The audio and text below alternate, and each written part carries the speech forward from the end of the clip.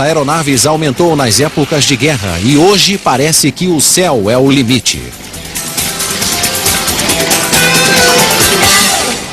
Neste capítulo de Voando no Tempo, investigaremos a evolução no desenho dos aviões.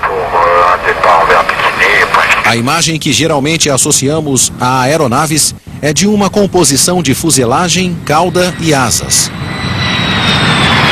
Contudo, este não é o único modelo que pode subir aos céus e planar graciosamente mais rápido e mais alto que a criatura que inspirou o voo, o pássaro.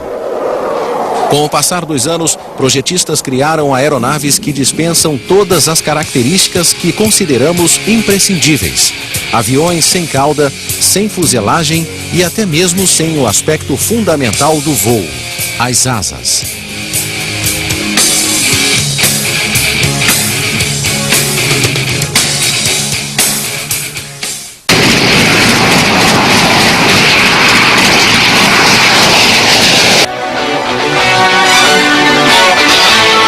A inspiração sempre foi a mãe da aviação, mas os primeiros inventores tinham pouco conhecimento sobre a física e os fundamentos do voo.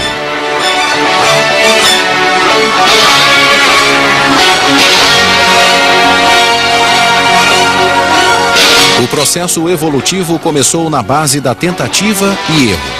Os pioneiros construíram aparelhos que eles supunham poder voar. Os que parecessem promissores eram melhorados, e os fracassados geralmente destruíam a si mesmos e aos pilotos junto.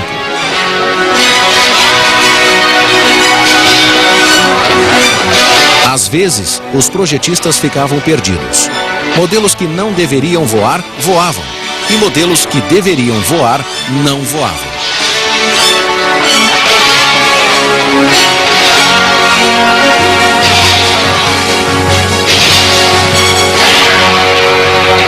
Tudo evoluiu mais rápido quando a ciência começou a definir as qualidades e características do ar e da sustentação. Entretanto, o princípio da tentativa e erro dominou até a metade da Segunda Guerra.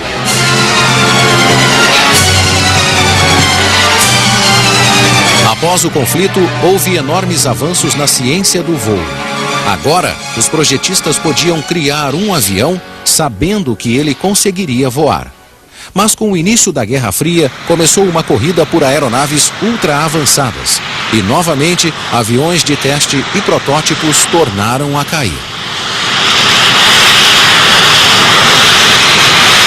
Mesmo um dos mais bem-sucedidos aviões da história, o Jumbo, foi construído na base da tentativa e erro. De fato, o primeiro Jumbo tinha grande excesso de peso e as turbinas originais não tinham potência suficiente para todo esse peso. As linhas aéreas que encomendaram o Jumbo precisaram esperar por uma nova turbina capaz de impulsioná-lo. Hoje, os fabricantes constroem aeronaves com resultados muito precisos. Modelos gráficos podem ser avaliados em condições virtuais. Atualmente, os fabricantes podem até mesmo construir simuladores para que os pilotos se familiarizem com o protótipo antes mesmo que ele seja finalizado. Os pilotos de prova de um dos mais recentes caças a jato, o Lockheed Martin JSF-35, ficaram impressionados com a precisão do simulador comparado ao protótipo.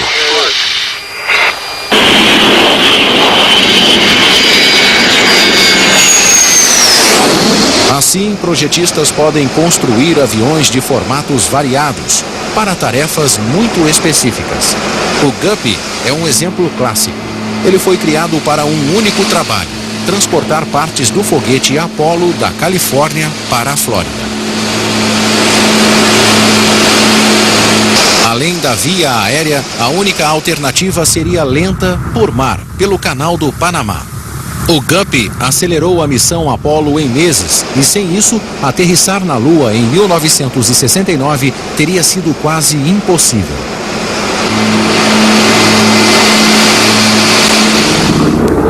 O Guppy era um Stratocruiser reciclado. Esse era um excelente avião, o último de passageiros movido a pistão. O Guppy é carregado de forma muito interessante. Ele se divide em dois. A carga é introduzida e as duas seções são novamente unidas.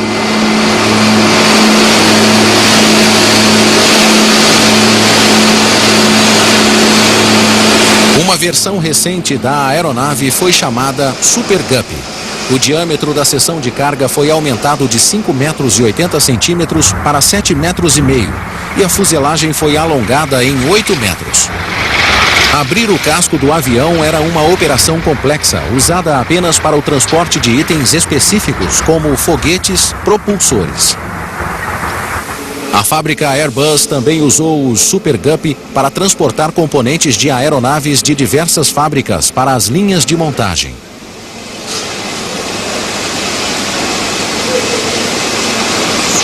Com o rápido crescimento da Airbus, os Guppy chegaram ao limite da sua capacidade e seu envelhecimento gerava altos custos de manutenção. Então, a Airbus decidiu construir um avião novo e melhor. E o resultado foi o Beluga.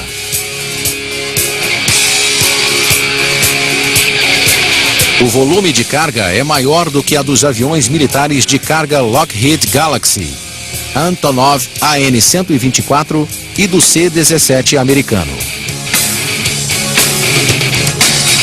O Beluga pode carregar até 1.500 metros cúbicos de carga volumétrica através de 16.600 quilômetros. Em fevereiro de 2003, um Beluga realizou o mais longo transporte da história. 25 horas de voo, incluindo paradas. A viagem foi de Marsella, na França, até a exposição aérea de Avalon, em Melbourne, Austrália. Sua missão era transportar 3 helicópteros para Eurocopter. As chamadas baleias brancas transportam cabines, fuselagens, asas e caudas até as linhas de montagem da Airbus em Hamburgo e Toulouse. A Airbus é a única fabricante de aeronaves que usa transporte aéreo como principal conexão no seu ciclo de produção. O nível de montagem atual exige mais de 40 voos de transporte por semana entre as fábricas. O Beluga leva peças de até 42 toneladas, como partes dos modelos A330 e 340, e a seção traseira da fuselagem de versões comerciais do A300. O tamanho da seção que vemos é de 4,60 metros de diâmetro e 22 metros de comprimento. O Beluga leva tudo isso de uma vez só.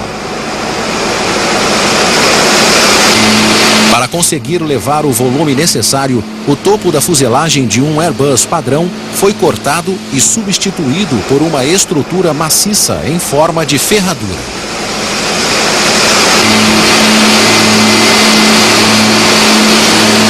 Para simplificar a carga e descarga, a cabine foi colocada abaixo do nível do piso.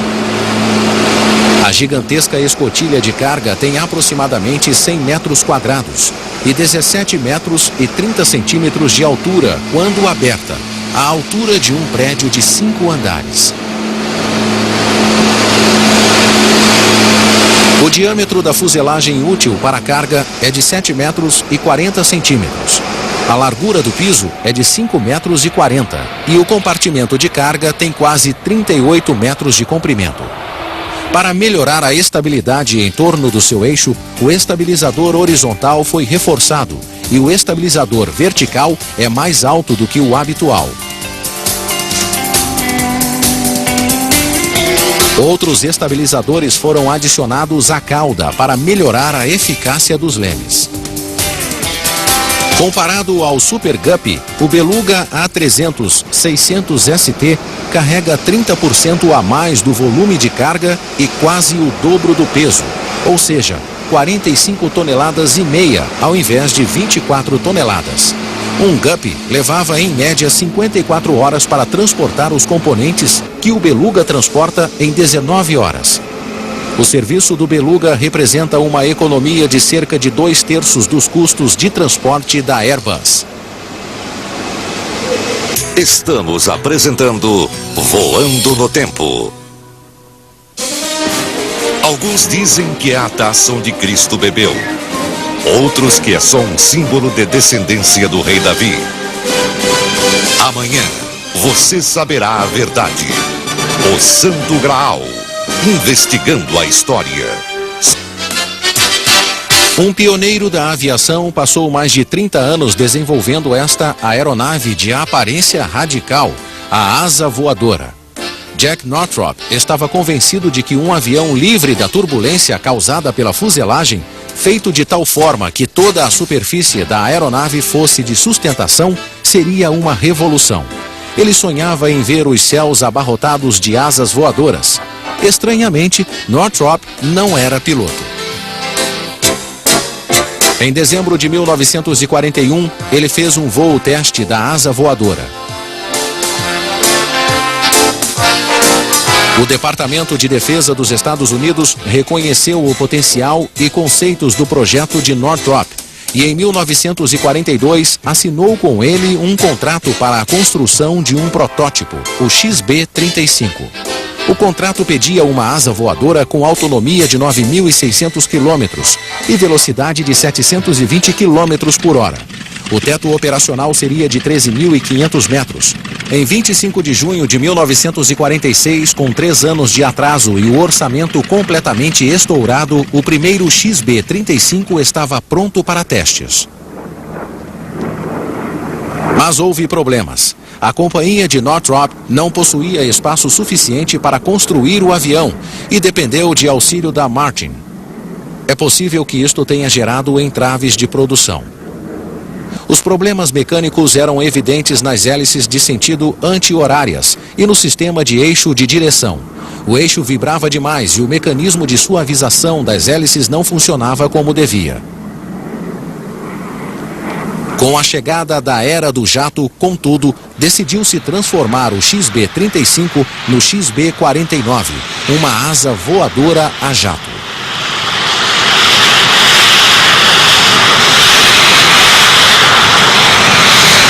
O XB-35 usava 4 motores Pratt & Whitney R4360 que foram substituídos por nada menos que 8 turbinas Ellison J35. As grades de ventilação foram instaladas na frente das asas. Era uma combinação de visual e potencial impressionantes, mas ineficientes. As turbinas exigiam enormes quantidades de combustível, então parte do compartimento de bombas foi transformado em tanque. Isso criou 2 problemas. A autonomia do avião agora era inferior aos 9.600 quilômetros do contrato e o compartimento de bombas não podia mais carregar munição convencional de grande porte. Alguns acharam que neste momento a asa voadora estava condenada, pois a versão a jato não podia carregar bombas atômicas.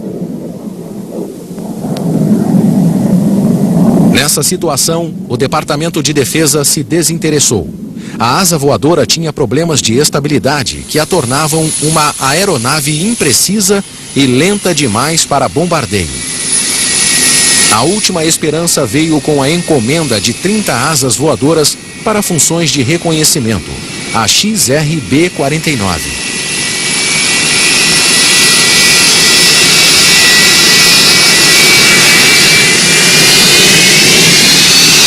Quatro turbinas foram retiradas para acomodar mais combustível, mas a Convair evoluía melhor com o seu B-36 convencional. O projeto da Convair superava a XRB com sua baixa autonomia, baixa altitude e baixa capacidade de bombardeio. Em 1950, o presidente Truman fez grandes cortes no orçamento. Quando precisou escolher entre investir no B-36 e no XRB, preferiu o convencional. Algumas vezes, uma ideia está à frente do seu tempo.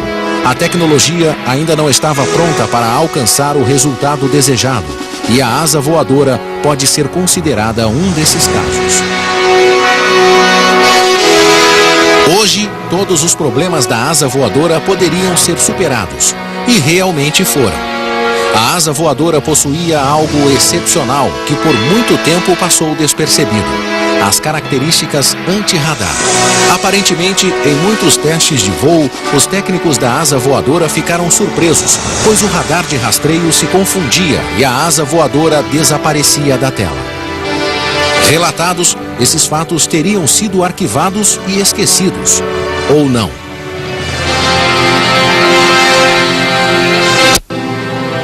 Estamos apresentando Voando no Tempo. Pela antiga companhia de Jack Northrop, mas ele não teve permissão para analisar informações confidenciais.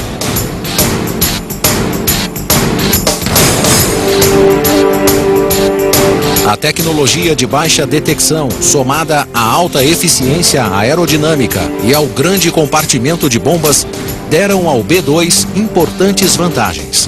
A autonomia era muito similar ao do contrato original fechado com a Northrop no projeto inicial da asa voadora, isto é, cerca de 9.600 quilômetros.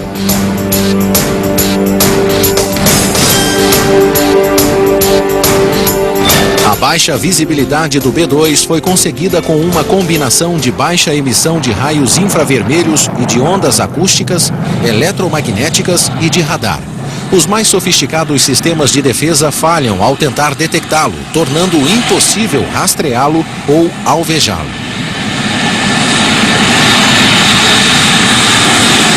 Muitos detalhes do processo de baixa detecção são confidenciais, mas sabemos que os materiais do B-2, o revestimento especial e o desenho da asa contribuem para sua invisibilidade. Um B-2 em função convencional, operando na base aérea Whiteman, em Garcia e na ilha de Guam, no Pacífico, pode cobrir o mundo todo, reabastecendo-se apenas uma vez.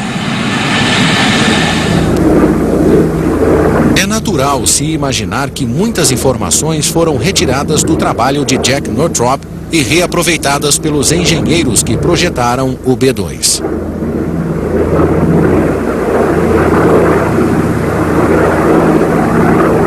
A asa voadora da Northrop foi superada pelo convencional B-36. Mas, como um bombardeiro convencional, o B-36 tinha problemas convencionais. Ele era lento e era um alvo fácil para caças. Desde a Segunda Guerra, bombardeiros precisavam de escolta de caças, e o B-36 não era a exceção. O alcance dos bombardeiros havia aumentado e a logística para manter escoltas de caça virou um problema. O avião anti-radar resolveu este impasse, dispensando escoltas. Afinal, ele era invisível.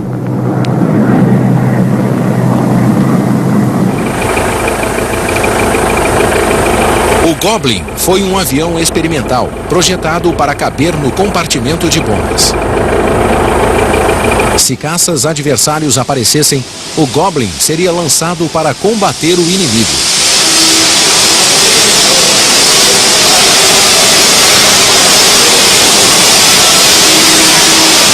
O avião não foi projetado para aterrissar e possuía um gancho especial que o permitia conectar-se novamente à nave-mãe.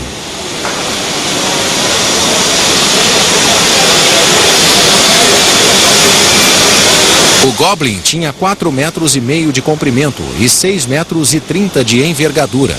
Mas com as asas dobradas para caber no compartimento de bombas, a envergadura ficava com 1,5 metro.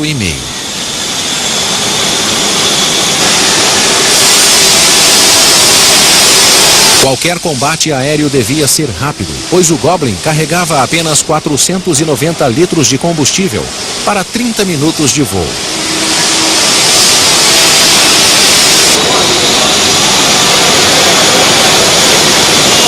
Uma turbina Westinghouse de 1.350 quilos de empuxo impulsionava este pequeno caça. O primeiro voo do Goblin foi em 23 de agosto de 1948. O B-36 ainda não havia saído da linha de montagem e um B-29 modificado foi usado para testes.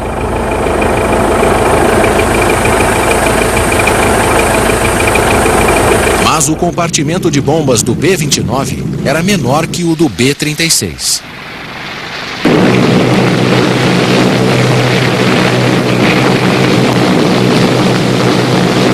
procedimento de lançamento do Goblin foi difícil e lento. O avião foi baixado da nave-mãe e deixado suspenso até estabilizar-se. Depois de solto, caiu e começou a voar.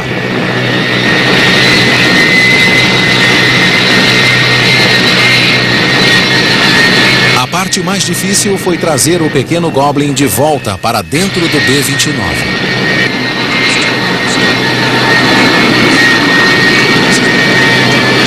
Até hoje, o reabastecimento em voo é uma manobra considerada difícil. O tamanho diminuto do Goblin o fazia balançar muito no turbilhão do B-29 e foi muito difícil ele se conectar ao gancho de reboque. Um pequeno erro poderia derrubar os dois aviões.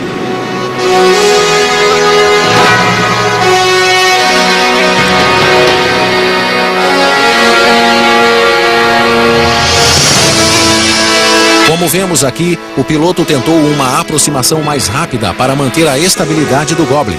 O choque quebrou a cabine, forçando o piloto a um pouso de emergência.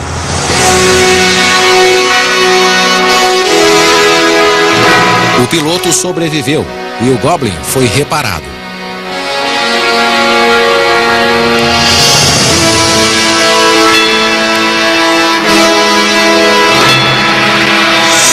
Em outubro, os testes continuaram, desta vez com sucesso. Mesmo assim, o conceito do Goblin nunca foi levado adiante.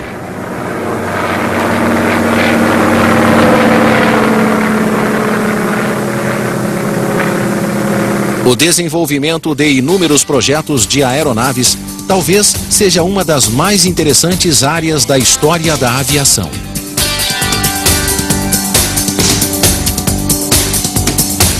É o aspecto do voo que leva projetistas e engenheiros a exigirem o máximo da tecnologia moderna.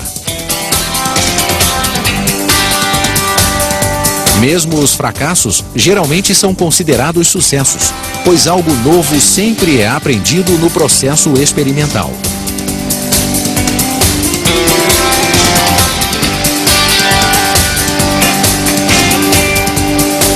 Aqui termina mais um episódio de Voando no Tempo.